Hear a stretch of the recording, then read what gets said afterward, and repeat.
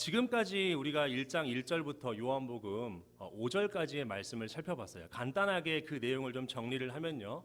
먼저 하나님은 하나 되신 분이라는 것을 제가 여러분들에게 전했었습니다. 성부, 성자, 성령 하나님께서는 서로를 향하시고 서로가 하나 되시고 상호 침투하시고 상호 교제하시는 그런 분이라고 했어요. 그 세 분이 마치 손에 손을 잡고 강강술래를 하듯이 그렇게 하나 되신 분이었습니다. 그 하나 되신 삼위일체 하나님의 그 하나 되심의 결과가 뭐냐면 바로 창조예요. 특별히 요한복음에서는 그 창조를 누가 했다고 말씀하고 있냐면 예수님께서 하셨다고 말씀하고 있습니다. 예수 그리스도께서 창조주라고 말씀하고 있어요. 그래서 제가 지지난주에 이렇게 말씀을 드렸습니다. 예수님이 바로 생명의 창조주이기 때문에 모든 피조물들이 다 그 예수님께 꼭 붙어 있다고 했어요. 그래서 그 예수님께로부터 생명을 얻고 그 예수님을 닮아간다고 말씀을 드렸었고요. 그런데 유독 인간만 그 예수님의 생명을 거부한다고 그렇게 말씀을 드렸습니다. 자, 이런 상황 가운데서 오늘 본문에 한 새로운 인물이 등장합니다. 그 이름이 누구입니까? 요한복음 1장 6절에 보니까 그의 이름은 요한이라고 그렇게 말씀하고 있어요. 그리고 이 요한이 어떤 사람으로 묘사되고 있냐면 1장 6절 상반절 말씀 한번 같이 읽어보도록 할게요. 시작. 하나님께로부터 보내심을 받은 사람이 있으니. 여러분, 요한을 어떻게 묘사하고 있습니까? 하나님께서 보내신 자다라고 그렇게 말씀하고 있어요. 헬라어 원문에 보면은 아포스텔로라는 그러한 동사를 사용했습니다. 여러분, 그런데 성경에서요, 이 단어가 사용된 용례를 살펴보면 이거는 단순히 그냥 보내다의 의미가 아닙니다. 하나님께서 이 단어를 사용하실 때는 그냥 보내는 것이 아니라 어떤 특별한 사명을 주시거나 특별한 목적을 지니고 보내실 때 이 단어를 사용해요.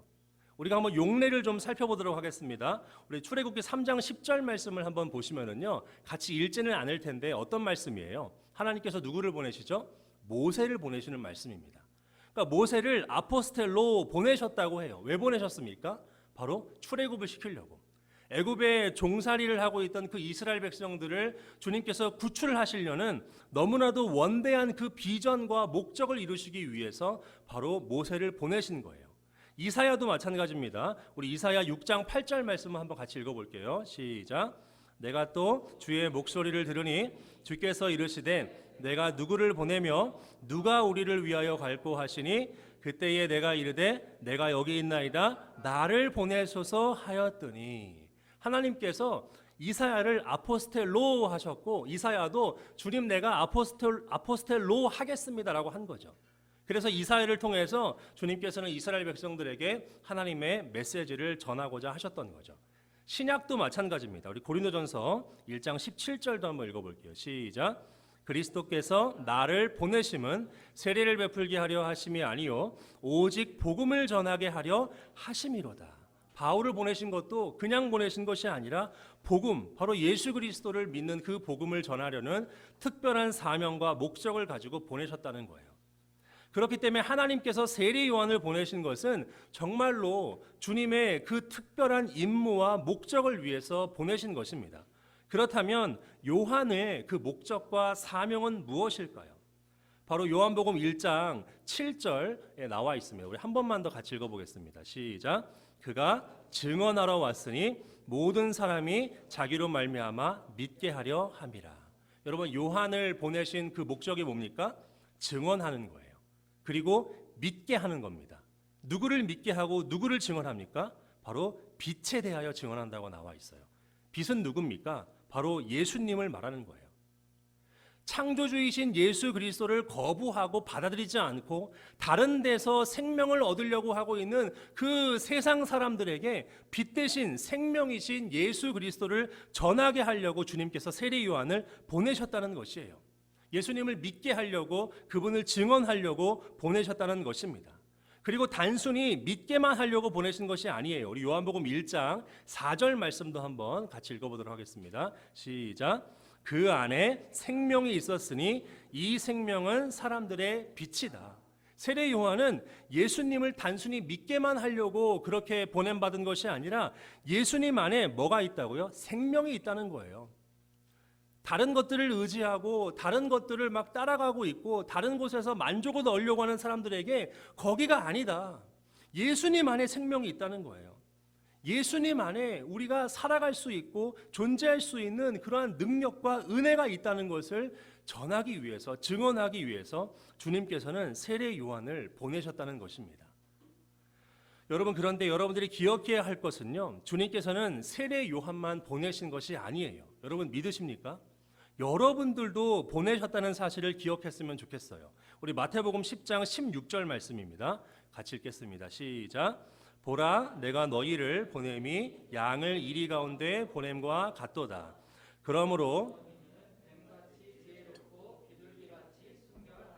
하나님께서 세례 요한만이 아니라 너희를, 바로 여러분들이에요. 예수님 믿는 제자들도 보내셨다는 것입니다.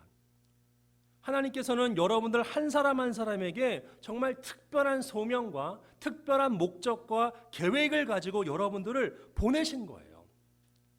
자, 그렇다면 여러분들을 보내시고 부르신 그 특별한 사명과 목적은 무엇일까요? 저는 모릅니다. 왜냐하면 사명은 각자 있기 때문에 그래요. 여러분들, 하지만 분명한 것은 여러분들 한 사람 한 사람을 보내신 그 분명한 이유와 목적이 있다는 거예요. 그래서 여러분들이 주님과 깊이 교제하면서 그것을 알아내려고 정말 간절히 나아가셔야 되는 겁니다. 세상 사람들이 여러 가지 이야기하는 기준들이 있습니다. 세속적인 어떤 그러한 방향성들이 있어요. 거기에 우리 인생을 맡기는 게 아니에요. 하나님이 우리를 향하신 그 목적과 생각과 뜻을 구해야 됩니다. 그래서 하나님과 독대하는 시간이 너무나도 중요해요. 그 시간을 여러분들이 갖기를 바랍니다. 그리고 모든 그리스도인들에게 공통된 부르심과 사명이 있어요. 두 가지입니다. 첫 번째는 복음을 전하는 거예요. 우리 베드로전서 2장 9절 말씀 우리 같이 한번 읽어봅니다. 시작. 그러나 여러분은 택하심을 받은 족속이요 왕과 같은 제사장들이요 거룩한 민족이요 하나님의 소유가 된 백성입니다. 그래서 여러분을 어두운 데서 불러내어 자기의 놀라운 빛 가운데로 인도하신 분의 업적을 여러분이 선포하는 것입니다. 이게 우리의 공통적인 사명입니다. 전도해야 돼요. 전도하는 것은 이거는 저 같은 사람만이 아니에요. 여러분들 모든 사람들, 모든 믿는 사람들은 주님의 복음을 전하려는 부르심과 사명이 있는 겁니다. 우리 창세기 18장 19절도 한번 같이 읽어보겠습니다. 시작. 내가 그로 그 자식과 권속에게 명하여 여호와의 도를 지켜 의와 공도를 행하게 하려고 그를 택하였나니 이는 나 여호와가 아브라함에게 대하여 말한 일을 이루려 함이니라. 아멘. 두 번째로 우리를 부르신 공통된 목적이 뭐냐면 바로 정의와 공의를 해가는 것입니다. 미시파트와 체다카예요. 이 사회 질서를 온전케 하고 공의를 가져오고 그리고 이웃들을 위해서 살아가는 그 삶, 이것은 모든 그리스도인들을 부르신 주님의 사명이고 그리고 목적인 거예요. 여러분, 이 사명과 목적에 우리가 우리의 정체성에 토대를 두어야 하는 것입니다. 우리가 다른 데에다가 우리의 사명이나 우리의 부르심 같은 것들을 다른 데다가 근거를 두면은요, 그러면은 현실을 보면 어떻게 됩니까? 우울해져요. 외적인 세상의 기준, 뭐 집안이라던가 어떤 학력이라던가 또는 내 직장 또는 내 통장의 잔고, 그러니까 이런 것들이 나의 어떤 정체성을 규정짓게 해버리게 되면은요, 만약에 그러한 외적인 것들이 받쳐주지 않게 되면은요, 어떻게 돼요? 우울해집니다. 그리고 인생의 의미를 찾지 못하게 돼요. 신앙인으로서의 삶을 잘 살지 못하게 됩니다. 세상에 휘둘리게 되는 거죠. 주어진 삶 가운데에 불평하게 되고 그리고 믿음으로 잘 살지 못하게 되는 거예요. 그런데 여러분, 우리가 우리를 부르신 그 주님의 부르심과 사명 가운데에 온전히 토대를 두고 있다면 이런 것들 그렇게 중요하지 않습니다. 여러분, 제 부끄러운 이야기를 하나 좀 해드리겠습니다. 그러니까 이번만 하는 거니까 이거 가지고 저를 놀리면 안 됩니다. 앞으로는 제 간증이기도 해요. 저는 신대원 졸업하고 나서 두지검 목사의 길을 걸었어요. 왜냐하면 전임 사역제를 보통 구하거든요. 신대원을 졸업하면은. 근데 전임 사역제가 안 구해지는 거예요. 신기하게 안 구해주는 겁니다. 그래서 제가 이제 배운 게 도둑질을 배운 건 아니지만 아무튼 이제 예전에 영어를 좀 가르쳤던 경력이 있어서 평일에는 학원에서 일을 하고 그리고 이제 주말에는 교회에서 사역을 했어요. 근데 이제 제가 일했던 학원이 동탄에 있는 J 프라임이라는 학원입니다. 근데 이 학원이 꽤 규모가 좀 있는 학원이었어요. 꽤 괜찮은 학원이었습니다. 그런데 학원 강사 해봐서 알겠지만은 쉬워요, 힘들어요? 예, 좀 힘듭니다. 이거 참 동병상련, 아주 공감이 잘 될 것 같아요. 정말 힘들어요. 그래서 매달 그 순간순간마다 그만두고 싶습니다. 학부모들 막 전화 오면은요, 별일 다 합니다, 진짜. 오히려 제가 목사일 때 상담한 것보다 학원 강사를 하면서 상담했던 게 더 많아요. 별의별 얘기를 다 해요. 뭐 남편 이야기도 하시고요, 애들 이야기도 하시고 별 이야기를 다 하시더라고요. 근데 참 그만두고 싶었어요. 정말 좀 그만두고 싶다 이런 마음도 들고, 제가 분명히 기억은 안 나지만 조금 어떤 일이 있었어요. 그 학생이랑 좀 어떤 일이 있었는지, 그래서 제가 학원을 그만두려고 이제 마음을 먹고 나서 그 학원 원장님을 제가 찾아가 갖고 이제 단판을 지어야겠다라고 그렇게 이야기를 했습니다. 그래서 원장님이 제가 이제 그만두겠습니다라고 그렇게 말을 했더니 원장님이 두 가지를 저에게 그때 이야기를 했어요. 첫 번째가 뭐냐면 저보고 왜 학원 이름이 J 프라임인 줄 아니에요. 근데 그 원장님 이름이 지태근이거든요. 이름이 지태근이에요. 그래서 그 G자에서 J를 뺀 게 아닌가라고 그렇게 생각을 했는데 그게 아니라는 거예요. 처음에 이 학원을 개척할 때, 학원을 개척한다는 말이 맞는지는 모르겠지만 학원을 이제 개업할 때, 맞아요. 개업할 때 같이 이제 그거를 개업했던 원장님이 목사님이었대요. 수학 선생님이었어요, 그분도. 근데 이제 그분이 이거를 지저스 프라임이라고 원래 지으려고 그랬대요, 학원 이름을. 근데 그거는 좀 너무 심하다 그래서 그냥 J 프라임으로 지었다는 겁니다. 그리고 두 번째는 뭐냐면 왜 김태훈 선생님을 뽑았는지 알겠냐고, 이해하냐고 그렇게 물어보시더라고요. 제가 무슨 서울대 나온 거 아닙니다. 그리고 제가 무슨 뭐 대단한 학원 강사 경력이 있는 것도 아닌데 김태훈 목사님의 이력이라면 우리 학원에 있는 애들을 잘 사랑해주고 돌봐주고 그리고 잘 케어해줄 거라고 그러한 믿음이 가서 저를 뽑았다는 거예요. 근데 이 두 이야기가 저는 정말 상상도 못했어요. 여느 직장인처럼 저는 솔직히 돈 벌려고 학원 일을 했습니다. 매달마다 그냥 그 돈만 보고 월급만을 위해서 내 생계, 먹고 사는 문제, 그걸 위해서 일했어요. 돈 받고서 교육 서비스를 제공했습니다. 그리고 성공만을 생각했습니다. 내가 여기에서 잘 커리어를 쌓고 강의력을 키운 다음에 학원 강사의 그 먹이사슬의 정점은 뭐냐면 재수종합반이에요. 여기를 가는 겁니다. 그래서 또 제가 약간의 인맥이 있어갖고 이투스 재종반을 바라보면서 그렇게 이제 학원 강의를 했었죠.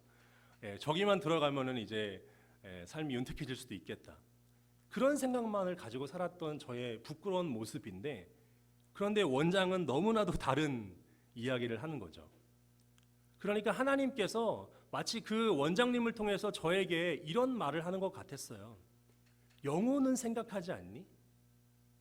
그리고 미슈파트와 체다카 이거 생각하지 않니?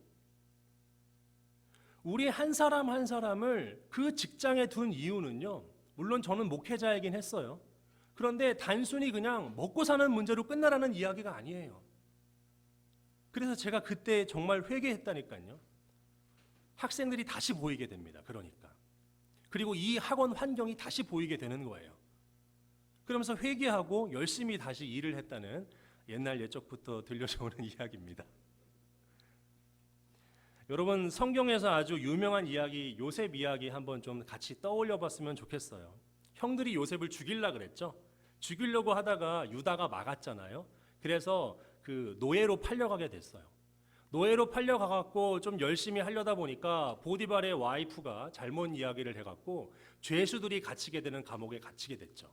그런데 정말로 놀라운 기적이 일어나서 요셉이 뭐가 됩니까? 애굽의 총리가 돼요.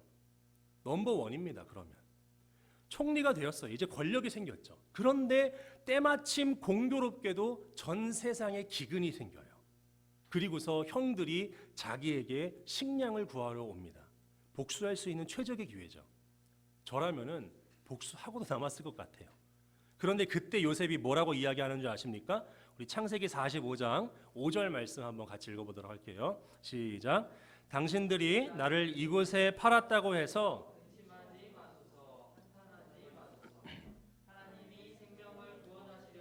나를 당신들보다 먼저 보내셨나이다. 아멘. 어떻게 요셉이 이런 고백을 할 수 있었을까요? 고난 중에서도 환난 중에서도요, 주님이 주신 특별한 임무와 목적을 깨달은 거예요. 내 어떤 상처 물론 중요해요. 아픕니다. 그게 아마 치유가 안 됐을 수도 있을 거예요, 요셉은. 그런데 하나님의 원대한 꿈과 그 비전, 이게 더 커요. 여기에 압도가 된 겁니다. 아버지와 형제들뿐만 아니라 온 세상을 기근 가운데서 구원하시려는 그 하나님의 계획에 요셉이 완전히 뻑이 간 거예요. 그리고 전적으로 공감하게 된 것입니다. 그래서 이런 고백을 한 거예요. 여러분들 여러분의 그 각자의 자리에서 이런 고백을 하게 되었으면 좋겠어요. 여러분들이 있는 자리가 정의와 공의가 세워지는 자리, 그리고 여러분들의 정말 어떤 너무 공격적인 전도가 아니더라도 여러분들을 통해서 예수님의 향기를 느끼게 되고, 그리고 여러분들을 통해서 정말 주님을 찾게 되는 역사가 일어나기를 원합니다. 저는 성도님들이 아니라 저와 같은 목사님들과 그리고 한국교회도 이 부르심과 소명을 회복하기를 바라요. 많은 목사님들과 또 많은 교회들이 이런 생각을 하는 것 같아요. 이제는 전도하는 시대는 끝났다. 전도하는 것은 방법이 아니다. 지하철에서 휴지 같은 거 좀 나눠준다고 해서 아무도 거들떠보지도 않는다. 삐까뻔쩍하게 마치 백화점처럼 그렇게 해놓지 않으면 교회에 오지도 않는다. 전도한다고 교회에 오지 않는다. 한국 교회에 대한 신뢰가 땅에 떨어졌고 교회는 점점 위축되고 있다. 이렇게만 생각하고 낙담해 있는 것 같아요. 그런데 여러분, 그렇지 않아요. 제가 한 주 동안 읽었던 책이 2권이 있는데 그 중에 한 권 중에 이 티모시 켈러의 책이 있어요. 여러분, 이 책에서 있는 내용을 제가 좀 발췌를 해왔는데 여러분들과 좀 같이 한번 좀 읽어봤으면 좋겠습니다. 혹시 준비됐나요? 예. 글씨가 좀 작아서 좀 안 보일 수도 있는데 간단하게 요약을 하면 뭐냐면요, 지금까지 교회사, 아니 인류 역사 가운데에 계속적인 부흥이 있었어요. 그런데 그 부흥이 일어날 때마다 아무도 그걸 예상하지 못했습니다. 아무도 그것을 만들어내거나 조작해낼 수가 없었어요. 그리고 이제 21세기가 됐고 오늘날 포스트 모던 사회라고 하고 진리는 없다 그러고 신은 죽었다 하고 아무도 예수를 믿지 않을 것 같은 정말로 그러한 심각한 상황임에도 불구하고, 그런데도 소망이 있다고 팀 켈러가 이야기하면서 뭐라 그러는 줄 아세요? 그 맨 밑에 부분에 있는 내용만 좀 한번 보면은요, 내가 교회를 세우리니 음부의 권세가 이기지 못하리라. 마태복음 16장 18절 말씀이죠. 그러면서 이런 말을 해요. 이 약속에는 데드라인이 없다. 마감 기한이 없다는 거예요. 근데 우리는 이게 마감이 됐다고 생각을 해요. 1900년대 초반에 그 평양에서 대붕이 일어났을 때 마감됐다고 생각합니다. 1970년대에 빌리 그레함이 이 땅 가운데 왔을 때에 그때 마감됐다고 생각을 해요. 그런데 마감되지 않았어요. 이게 소망이 있어요. 여러분, 하나님이 변해요, 안 변해요? 성호 형제, 변합니까, 안 변합니까? 예, 책갈피 잘 받았습니다. 하나님이 안 변해요. 이게 진리입니다. 예수 그리스도는 어제나 오늘이나 영원토록 동일해요. 인간은 변할까요, 안 변할까요? 인간이 변하는 거예요, 여러분. 목사님들이 변한 거예요. 한국교회가 변한 거고 성도들이 변한 겁니다. 우리가 각성해야 돼요. 제가 한 주 동안 웬만하면은 책을 보고 또 보고 안 하는데 이게 거의 마지막 챕터의 그 끝 앞에 부분에 있는, 이거 계속 봤어요, 제가. 아, 내가 마감됐다고 생각을 했구나. 마감되지 않았어요. 지금도 세례 요한이 필요합니다. 지금도 온 세상 열방 가운데 복음 전할 열정을 가진 세례 요한이 필요해요. 이 마음을 저와 여러분들에게 오늘 이 시간 가운데 주님이 주셨으면 좋겠어요. 내가 어디에서 뭘 하든지 간에 예수 생명을 나타내고 그 정말 열정을 보여주는 여러분들 되었으면 좋겠어요. 에베소서 1장 23절 말씀도 우리 같이 한번 읽어봅니다. 시작. 교회는 그리스도의 몸이요 만물 안에서 만물을 충만케 하시는 분의 충만함입니다. 이 말씀 정말 좋아해요. 하나님께서 이 세상의 만물의 중심에 교회를 두셨어요. 근데 그 교회가 뭐라고요? 세상을 충만케 하는 이 예수님의 충만함 그 자체예요. 교회가 이런 곳입니다. 이 교회를 통해서 이 인연시장 근처, 이 낙성대 근처를 충만케 하시고자 하는 것이 주님의 비전이에요. 오늘날 힘없는 사람들, 교회 나가지 않는 가난한 청년들, 이 모든 사람들을 충만케 하고자 하는 것이 주님의 비전입니다. 이거 변하지 않아요. 하나님은 이 하나님의 마음에 공감해야 돼요. 이 비전에 사로잡혀야 돼요. 그래야지 요셉처럼 그렇게 말할 수 있는 거예요. 나를 보내신 것은 여러분들을 구원하기 위함입니다. 현실에 여러 가지 문제가 있습니다. 생계도 너무나 중요해요. 어렵습니다. 그런데 여러분 굶기지 않으세요. 시편 말씀에 다윗이 의인이 걸식함을 본 적이 없대요. 저도 지금 좀 쉬고 있잖아요. 쉬고 있는데 수지타산을 맞춰보면 플러스 마이너스 0원이에요. 이게 기적입니다, 여러분. 주님이 로또 번호는 잘 안 알려주신대요. 제 아는 형이.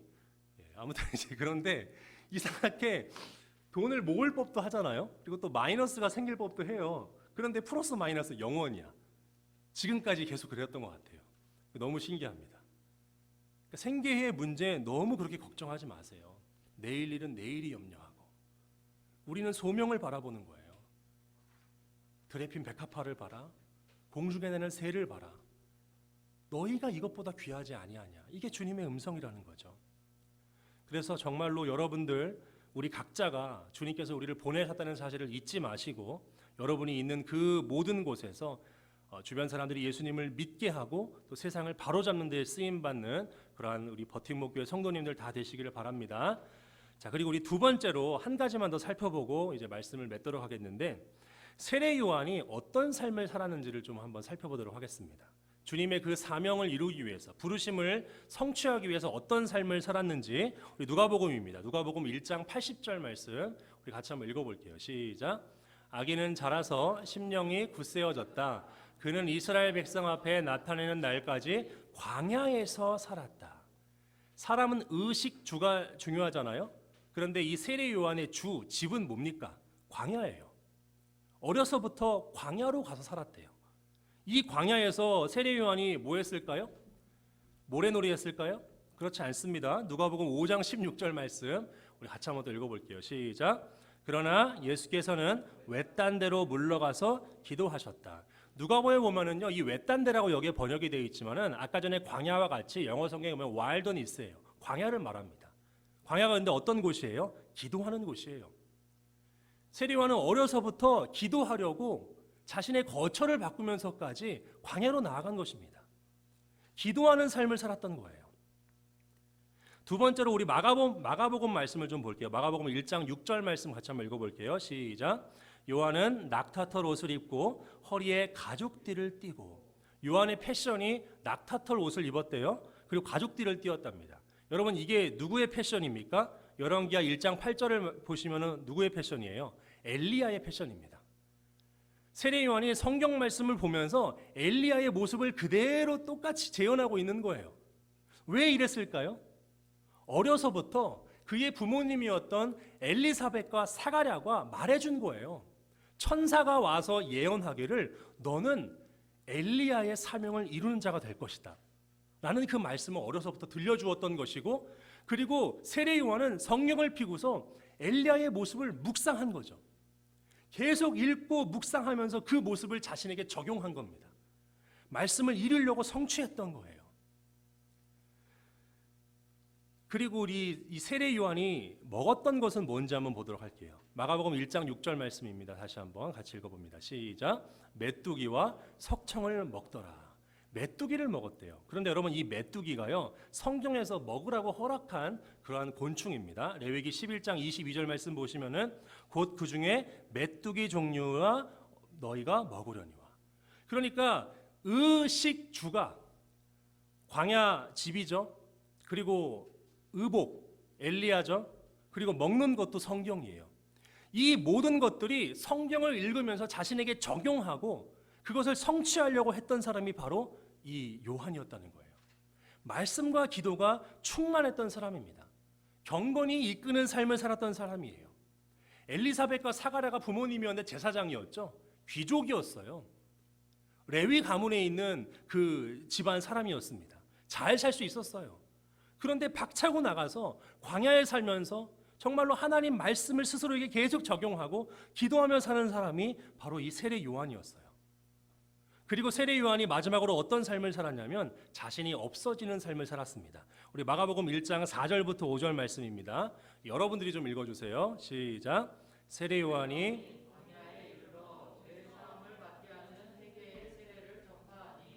온 유대 지방과 예루살렘 사람이 다 나아가 요단강에서 그에게 세례를 받더라.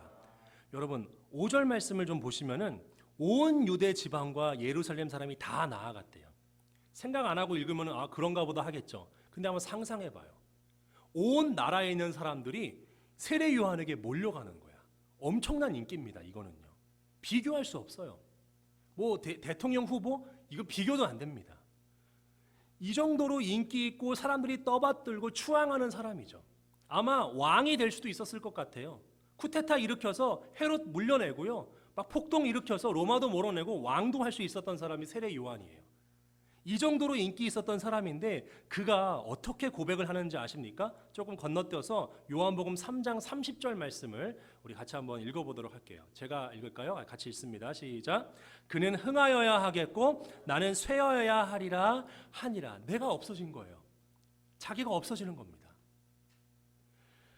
하나님이 쓰는 사람들의 특징이 뭔지 제가 깨달았어요. 어저께 설교 준비하다가 두 가지예요. 첫 번째는 말씀과 기도예요. 이거는 우리의 중심입니다. 그리고 두 번째는 뭐냐면요, 겸손한 사람입니다. 이 두 가지가 되면은요, 하나님이 사용하세요. 크게 사용하실 수도 있고요. 그리고 중간 정도로 사용하실 수도 있고요. 작게 사용할 수도 있는데 하나님은 반드시 말씀과 기도로 충만한 사람, 그리고 또 겸손한 사람을 반드시 사용한다는 거예요. 그러므로 여러분 말씀과 기도를 등한히 하지 마시기를 바랍니다. 디모데전서 4장 5절 말씀에 하나님의 말씀과 기도로 거룩하여진대요. 거룩해진다는 말은 뭐죠? 구별된다는 겁니다. 하나님의 그 목적과 사명과 뜻을 위해서 구별된다는 거예요. 이렇게 구별된 자들을 주님께서 사용하시는 거예요. 주님의 집에는 금그릇과 은그릇과 나무그릇과 질그릇이 있거든요. 다양한 분량과 다양한 그런 이 소명들이 있어요. 근데 그 중에서도 주님이 사용하는 사람은 자신을 깨끗게 하는 사람이에요. 말씀과 기도로 구별되게 하는 사람입니다. 그래서 여러분 말씀과 기도로 여러분들을 준비하셔야 돼요.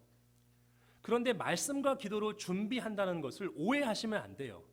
말씀으로 준비된다는 것은 성경을 하루에 10장씩 20장씩 이렇게 막 고생하면서 읽는다는 것을 이야기하는 것이 아닙니다. 여러분 기도하는 것도 뭐 어떤 분은 뭐 무릎이 낙타 무릎이 될 때까지 기도하신다 그러는데 막 그 정도까지 막 가학성으로 그렇게 기도하라는 것이 아니에요. 그러면 말씀과 기도로 준비된다는 것은 어떤 의미인가? 첫 번째로 말씀으로 준비된다는 것은 무엇이냐면 말씀을 통해서 사고와 생각의 폭이 넓어져야 돼요. 내 안에 갇혀 있으면 안 됩니다. 전통 안에 갇혀 있으면 안 돼요. 성경 말씀으로 나를 넓혀야 돼요. 하나님의 넓이만큼 넓히는 것이 바로 말씀으로 준비되는 것입니다. 제가 속한 교단에서 좋아하는 그 표어가 있습니다. 캐치프레이즈가 솔라 스크립투라예요. 이게 무슨 뜻입니까? 오직 성경이죠. 그런데 이 오직 성경이란 말에 한 말을 더 붙여야 돼요. 뭐냐면 토타 스크립투라예요. 이 토타 스크립투라는 무슨 뜻이냐면 전체 성경입니다. 오직 성경이라고 해놓고 성경 한두 구절만 봐요. 로마서에 있는 한두 구절. 그러니까 왜곡되는 거고요. 편협해지는 거예요. 오직 성경은 전체 성경을 이루는 것입니다. 창세기부터 계시록까지 이르는 그 모든 하나님의 비전과 그 넓으신 뜻을 통해서 우리가 깨져야 되고 형성되어지고 거기에 양육되어지는 거예요. 그러려면 뭐가 필요할까요?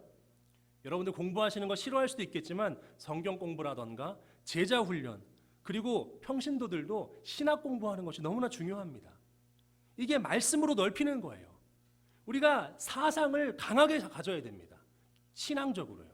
그래야지 휩쓸려 가지 않는 거예요. 안 그러면 휩쓸려 가요. 저쪽에서 저쪽으로 가면은 일로 이끌려지고, 요즘에는 공무원이 좋다더라. 그럼 다 공무원 하는 거고, 그런 식으로 이끌려질 수밖에 없는 것입니다. 젊을 때의 말씀으로 나아가야 돼요. 저도 20대 때에 그 열심히 그 개척교회 다니면서 목사님과 성경 공부했던 게 지금도 저를 지탱해주는 원동력입니다. 기도로 준비된다는 것은 뭐냐면 그냥 2-3시간씩 중언부언하는 것이 아닙니다. 첫 번째는 말씀으로 기도해야 돼요. 왜 그러냐면 말씀이 없이 그냥 기도하게 되면 내가 심화가 되는 거예요. 이 말이 무슨 뜻인지 알겠어요?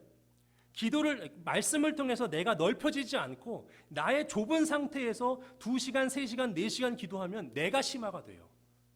별로 좋지 않습니다. 말씀을 내면화시키고 그리고 그 넓으신 하나님의 뜻을 내 영성화시키는 게 기도예요. 그리고 예수님의 생명의 뿌리를 내리는 것이 바로 기도입니다. 이 두 가지가 구비가 되어야 된다는 거예요. 그런 상태로 우리가 겸손히 주님 앞에 나아갈 때 주님께서는 우리를 사용하시는 것입니다. 경건과 겸손, 이 두 가지가 신앙인에게 정말로 필요한 거예요. 여러분들 정말 스스로를 돌아보시고 나의 경건의 삶이 어떠한지, 그리고 또 내가 얼마나 겸손한지 이것을 좀 체크해 봤으면 좋겠어요. 주님께서는 오늘도 이 세상에 보낼 만한 증인 요한 같은 사람들을 찾고 계십니다. 여러분 흥분되지 않으십니까? 지금 주님이 역사하셔야 될 때예요. 세상과 사회와 이 모든 그러한 것들을 보면 너무나 망가져 있잖아요. 주님이 개입하셔야 될 때라니까요, 지금이. 그런데 이 정말 안 좋은 환경을 보면서 주님이 보낼 만한 자를 찾고 계신 거예요. 말씀과 기도로 준비되고 겸손한 자가 이 시대에 정말로 필요합니다. 이 주님의 마음에 공감하시고 거기에 완전히 정말 자기 자신을 헌신하시고 쓰임받는 여러분들 되시기를 주님의 이름으로 축복합니다.